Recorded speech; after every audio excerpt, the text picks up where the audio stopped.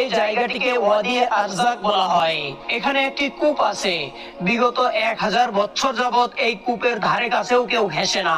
হযরত সুলাইমান আলাইহিস সালামের কাছ থেকে পালিয়ে আসা কিছু জিন এখানে এসে তাদের আস্তানা গেড়েছে।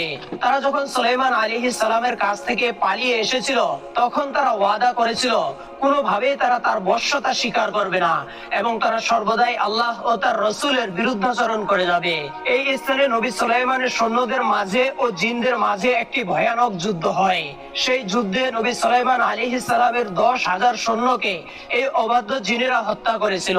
এখন তারা সেই ভয়ানক কূপ ও এর চারপাশে ছড়িয়ে ছিটিয়ে থাকে।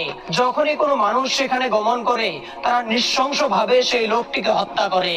সাহাবীর এই উত্তর শুনে রাসূল আকরাম সাল্লাল্লাহু আলাইহি ওয়াসাল্লাম বললেন, ও আচ্ছা, এই